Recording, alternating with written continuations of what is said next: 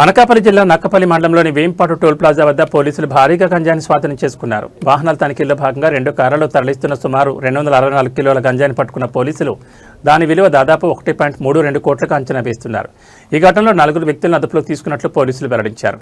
గంజాయి రవాణాకు ఉపయోగించిన 2 కార్లు, 5 మొబైల్ ఫోన్లను కూడా స్వాధీనం చేసుకున్నారు. గంజాయి అక్రమ రవాణాపై జిల్లా వ్యాప్తంగా తనిఖీలు ముమ్మరం చేస్తామని, మాదద్రవ్యాల నిర్మూలనకు పోలీసు యంత్రాంగం కట్టుదిట్టమైన చర్యలు చేపడుతోందని నర్సీపట్నం డీఎస్పీ శ్రీనివాసరావు తెలిపారు. పూర్తిగా ఎక్కడ గాంజాయి పండిస్తున్నారు, ఎవరు సెక్యూర్ చేశారు, ఈ ట్రాన్స్పోర్టర్స్ అయితే మనం ఆల్రెడీ కస్టడీలో పెట్టుకున్నాము. మిగతా డెస్టినేషన్ కూడా మనం ఇన్వెస్టిగేషన్లో పట్టుకోవాల్సి ఉందండి.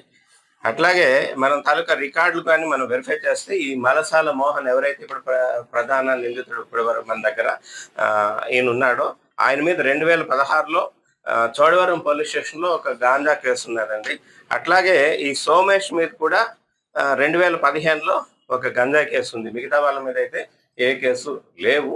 అయితే ఈ కేసులో ఇన్ఫర్మేషన్ వచ్చిన తర్వాత ఇమీడియట్గా విత్ ఇన్ నో టైం మన నక్కపల్లి సిఐ గారు మురళి, అలాగే సన్నిబాబు ఎస్ఐ గారు, నక్కపల్లి ఎస్ఐ గారు, అంజుమ్, మళ్ళీ సిబ్బంది పవన్ హెడ్ కానిస్టేబుల్, అలాగే రాజు హోంగార్డ్, అట్లాగే డ్రైవర్ గణేష్, మళ్ళీ హైవే మొబైల్ డ్రైవర్ ప్రసాద్, వీళ్ళైతే ఎక్సలెంట్గా వాళ్ళ తాలూకా వర్క్ని పెర్ఫామ్ చేసి ఈ ముద్దాయిలందరినీ పట్టుకోవడంలో, ఈ ఎంటైర్ గాంజాని సీజ్ చేయడంలో వాళ్ళ తాలూకా కృషి చేశారండి. ఈ తాలూకా గాంజా తాలూకా వాల్యూ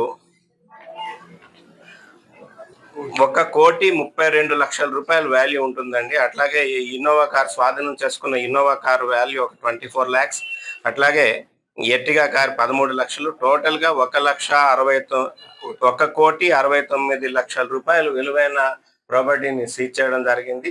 అలాగే వారి దగ్గర నుంచి ఒక 5 మొబైల్ ఫోన్స్ కూడా సీజ్ చేయడం జరిగిందండి.